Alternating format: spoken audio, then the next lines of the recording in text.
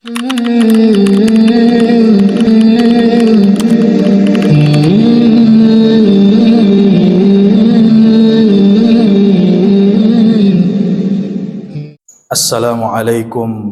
warahmatullahi wabarakatuh. Innal hamdalillah nahmaduhu wa nasta'inuhu wa nastaghfiruh wa na'udzu billahi min shururi anfusina wa min sayyiati a'malina. May yahdihillahu fala mudhillalah wa may yudlilhu falan tajida lahu waliyan mursyida. Asyhadu an la ilaha illallah wahdahu la syarikalah wa asyhadu anna Muhammadan abduhu wa rasuluh. Fa ya ibadallah, usikum wa nafsi bitaqwallah faqad fazal muttaqun. Faqad qala Allah Ta'ala fil Qur'anil Karim, a'udzu billahi minasy syaithanir rajim. Ya ayyuhalladzina amanu taqullaha haqqa tuqatih wa la tamutunna illa wa antum muslimun.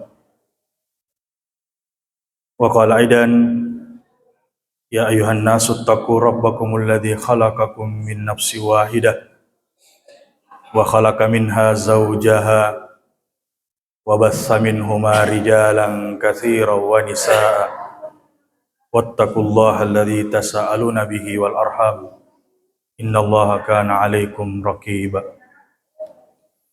Qala aidan, ya ayyuhalladzina amanu taqullaha wa qulu qawlan sadida yuslih lakum a'malakum wa yaghfir lakum dzunubakum wa may yuti'illaha wa rasulahu faqad faza fawzan 'azima. Ala fa inna asdaqal hadisi kitabullah wa khairal hadi hadi Muhammadin sallallahu alaihi wasallam wa syarral umuri muhdatsatuha wa kullu muhdatsatin bid'ah wa kullu bid'atin dhalalah wa kullu dhalalatin finnar. Allahumma shalli wa sallim ala sayyidil mursalin wa ala alihi wa sahbihi ajmain, amma ba'd. Ikhwanil muslimin, sidang jamaah Jumat yang dirahmati dan dimuliakan oleh Allah Subhanahu wa taala. Alhamdulillah, kembali kita memanjatkan puji syukur atas kehadirat Allah yang atas izin dan perkenannya kita masih diberikan kesempatan, kesehatan untuk bisa duduk bersama-sama berkumpul guna melaksanakan kewajiban kita, yaitu salat Jumat di hari yang berbahagia ini. Salawat dan taslim senantiasa tercurah atas junjungan Nabi besar kita, Nabiullah Muhammad sallallahu alaihi wa ala alihi wasallam. Beliaulah yang kita ikuti petunjuknya, yang kita mencoba mempelajari karakter dan akhlaknya, dan itulah yang utama daripada pengikut Nabi sallallahu alaihi wasallam. Mudah-mudahan kita tidak terjebak pada perayaan-perayaan semata, tapi yang utama adalah bagaimana kita mengikuti petunjuk, perbuatan, perkataan, dan seluruh tindak laku yang beliau telah contohkan pada kita. Hadirin jamaah Jumat yang terhormat, izinkanlah kami selaku khatib untuk kembali mengingatkan pada jamaah sekalian dan terkhusus untuk diri kami pribadi. Mari kita senantiasa menjaga dan memelihara nilai-nilai ketakwaan yang ada dalam diri kita. Mudah-mudahan kita selalu berada di dalam ketaatan dan petunjuk Allah. untuk selalu menaati perintah-perintahnya yang sudah sangat jelas dalam Al-Quran. Dan tentu sejalan dengan itu, bagaimana kita berupaya semaksimal mungkin untuk selalu mencegah dan menghindarkan diri kita dari segala bentuk pelanggaran dan larangan yang juga sudah sangat jelas aturan dan petunjuknya di dalam agama kita ini. Dengan demikian, kita akan selalu menjadi manusia yang berbahagia. Mengapa berbahagia? Karena kita berada di dalam ketetapan Allah Subhanahu wa Ta'ala. Hari ini, kalau kita melihat, ada begitu banyak saudara-saudara kita. Ada begitu banyak orang yang mencari kesenangan dan kebahagiaan, bahkan menambah ujian dan masalahnya, memperbanyak cita-cita dan angan-angan, sehingga sulit rasanya untuk mensyukuri hidup ini. Mencari masalah yang banyak, mencari ujian yang besar. Padahal pada dasarnya jamaah yang dimuliakan oleh Allah, hidup ini, kesempatan hidup ini, itu adalah ujian dari Allah Subhanahu wa Ta'ala. Kita yang diberi kesempatan hidup ini berarti diberi kesempatan untuk melaksanakan atau mengikuti yang namanya ujian. Sehingga tanpa mencari ujian dan masalah pun kita sudah berada di dalam ujian yang Allah tetapkan, yaitu kesempatan untuk hidup. Di dalam Al-Quran surah Al-Mulk, Allah Subhanahu wa Ta'ala telah menegaskan pada kita semua, A'udzubillahi minasyaitonirrajim. Tabarakalladzi biyadihil mulku wa huwa ala kulli syai'in qadir. Maha suci Allah yang di tangannya segala kekuasaan, segala kerajaan. Tidak ada kerajaan yang tidak berada di dalam kekuasaan Allah. Tidak ada kekuasaan yang tidak diatur oleh kekuatan Allah.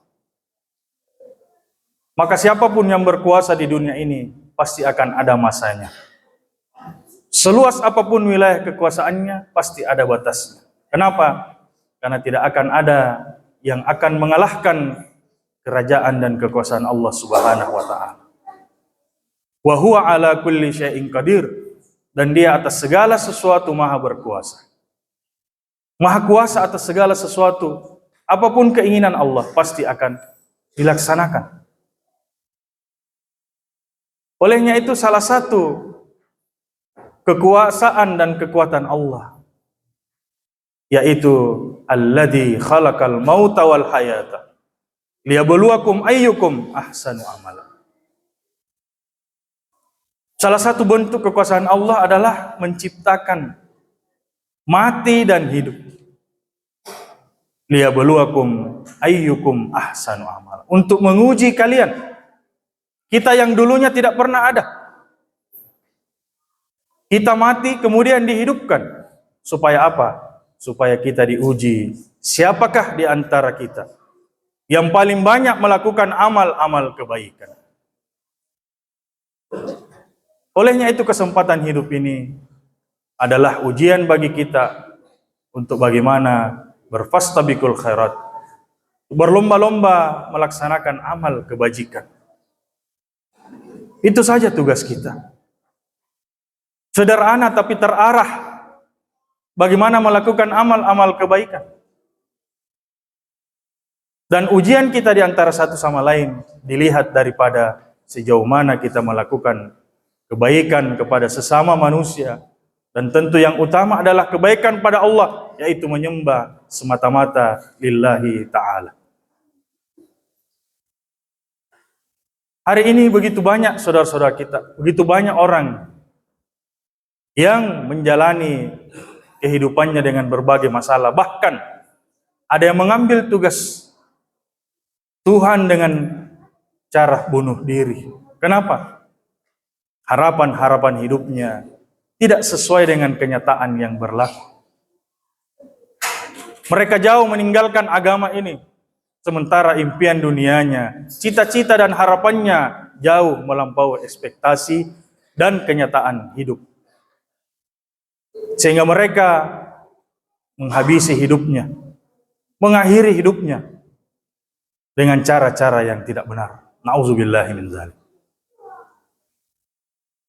Baik itu pendidik, baik itu murid, kita saksikan banyak yang mengakhiri hidupnya dengan bunuh diri. Kenapa? Karena dia tidak menyadari bahwa hidup ini adalah ujian dari Allah Subhanahu wa taala. Ada banyak sumber-sumber penyakit di dalam hidup ini. Dan yang banyak hari ini adalah penyakit yang namanya anxiety disorder, penyakit-penyakit kesehatan mental. Hal itu bisa terjadi kenapa? Karena itu tadi, harapan yang besar tidak sesuai dengan kenyataan. Di dalam agama, penyakit-penyakit yang bisa menyebabkan hal itu yang pertama adalah sifat iri hati, hasad. Itulah penyakit yang paling berbahaya dalam diri manusia. Ketika melihat nikmat yang orang lain dapatkan, timbul rasa iri hati, dengki. Sehingga kebencian itu menjadi besar, kemudian membuat penyakit di dalam dirinya. Kenapa? Karena kurangnya rasa syukur atas nikmat yang Allah sudah berikan padanya. Kemudian yang kedua adalah penyakit kikir, bakhil. Penyakit ini saudara kembar dengan penyakit rakus, tamak. Orang yang kikir pasti dia rakus. Kenapa? Karena kerjanya hanya ingin mengumpulkan harta sebanyak-banyak. Yang dipikirannya hanyalah harta yang bisa membahagiakannya. Padahal Rasulullah SAW telah mengingatkan pada kita, laisal ghina an kasratil ard. Bukanlah kekayaan itu dengan banyaknya harta benda. Walakinnal ghina nafs. Tapi kekayaan itu adalah kekayaan hati kita. Kesiapan kita untuk menerima apa yang Allah sudah berikan pada kita. Al-qana'atu kanzun la yafna. Merasa cukup itu adalah harta benda yang paling berharga dan tidak akan pernah habis. Kenapa? Kita selalu merasa cukup atas nikmat yang Allah berikan. Kemudian yang ketiga yang bisa menyebabkan penyakit ini adalah adanya ketidakseimbangan dalam hidup. Ketika mengejar dunia, mereka lupa akhirat. Pun sebaliknya, ketika mengejar akhirat, mereka lupa dunianya, itu juga tidak benar. Maka rumus keseimbangan hidup itulah yang harus kita jaga. Maka data dari Organisasi Kesehatan Dunia menyebutkan bahwa kurang lebih ada 15,5 juta orang Indonesia mengalami penyakit kesehatan mental ini. 46% diisi oleh Gen Z. Mereka generasi muda kita yang berusia 12 sampai 27 tahun. Harapan kita, mereka yang banyak terperangkap dengan penyakit ini. Mereka disebut dengan generasi stroberi.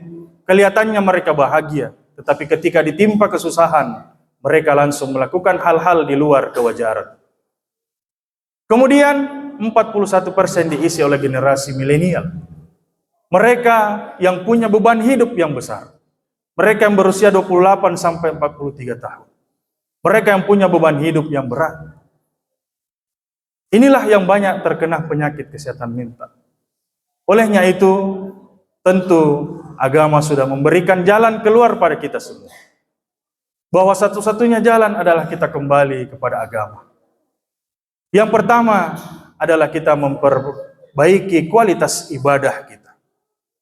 Seberat apapun masalah kita, ketika kita selesaikan di rumah Allah, kita hadir bermohon, bersimpuh, bersujud di hadapan Allah, pasti semua ada jalan keluar. Kita memperbaiki kualitas ibadah. Kemudian yang kedua adalah memperbanyak rasa syukur kepada Allah.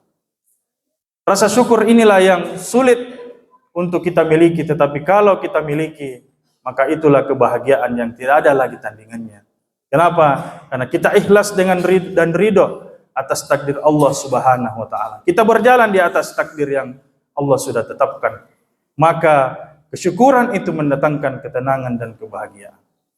Kemudian yang ketiga adalah kita kembali kepada petunjuk Allah dalam Al-Quran. Itulah solusi yang terbaik. Berinteraksi dengan Al-Quran. Memperbanyak berinteraksi dengan Al-Quran. Bergaul, itulah teman yang terbaik. Dengan kita membaca, kita mendengar, bahkan penelitian terakhir, menulis ayat-ayat Al-Quran itu bisa mendatangkan ketenangan dalam hati kita. Kita menulis ayat-ayat Al-Quran itu. Disebutkan bisa mendatangkan ketenangan hati bagi seseorang yang menuliskan ayat-ayat Al-Quran. Jamaah Jumat yang dirahmati dan muliakan oleh Allah Subhanahu wa taala. Mudah-mudahan kita senantiasa berada di dalam ketaatan pada Allah. Sehingga penyakit-penyakit itu bisa menjauh dari diri kita. Dan kebahagiaan yang dijanjikan oleh Allah dengan memperbaiki kualitas ibadah kita, bersyukur dan kembali kepada petunjuk Allah dalam Al-Quran. Itulah solusi terbaik kita. Mudah-mudahan kita terhindar dari apa yang Allah katakan, "Wa man a'rada an dzikri fa inna lahu ma'isyatan danka." Siapa yang berpaling dari Al-Qur'an, az-zikr, fa inna lahu ma'isyatan danka, maka baginya kehidupan yang sempit di dunia ini. Tidak ada kecukupan dan kepuasan, selalu sempit hidupnya. Itulah janji Allah, ancaman Allah bagi mereka yang jauh dari Al-Qur'an. Wa nahsyuruhu yaumal qiyamati a'ma. Dan kata Allah, mereka yang jauh dari Al-Qur'an itu kami kumpulkan mereka, kami bangunkan mereka nanti dari kemudian dalam keadaan buta. Na'udzubillahi min dzalik.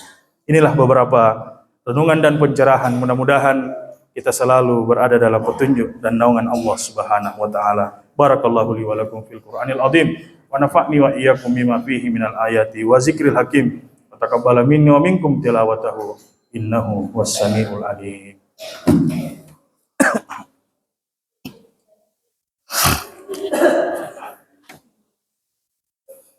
Alhamdulillahil baqi 'ala ad-dawam wa musarrifil layali wal ayyam.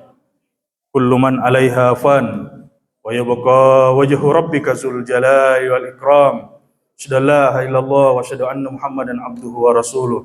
I'lamu annallaha shalla 'alan nabi qadima. Qala Allah ta'ala fil Qur'anil Karim. A'udzu billahi minasyaitonir rajim. Innallaha wa malaikatahu yusholluna 'alan nabi. Ya ayyuhalladzina amanu sallu alaihi wa sallimu taslima. Allahumma salli ala Muhammadin wa ala ali Muhammad kama sallaita ala Ibrahim wa ali Ibrahim. Barik ala Muhammadin wa ala ali Muhammad kama barakta ala Ibrahim wa ali Ibrahim fil alamin innaka Hamidum Majid. Allahumma ghfir lil muslimina wal muslimat wal mu'minina wal mu'minat al ahya'i minhum wal amwat innaka sami'un qaribun mujibud da'wat wa yaqadiyal hajat. Rabbana zalamna anfusana wa illam taghfir lana wa tarhamna lanakunanna minal khasirin. Rabbana taqabbal minna innaka antas samiul alim wa tub alaina innaka antat tawwabur rahim. Rabbana faghfir lana dzunubana, kaffir anna sayyi'atina wa tawaffana ma'al abrar. Allahumma arinal haqqo haqqan warzuqna ittiba'ah wa arinal batila batila warzuqna ijtinaba. Rabbana hab lana min azwajina wa dzurriyyatina qurrata a'yun waj'alna lil muttaqina imama. Rabbana atina fid dunya hasanah wa fil akhirati hasanah wa qina adzabannar. Ibadallah, innallaha ya'murukum bil adli wal ihsan wa ita'izil qurba wa yanhanil fahsya'i wal munkar wa baghi ya'izukum la'allakum tadhakkarun. Wazkurullaha yadhkurkum washkuru ala ni'amihi yazidkum was'alu min fadlikum wa la zikrullahi akbar. Allahu ya'lamu ma tasna'un. Aqimis shalah.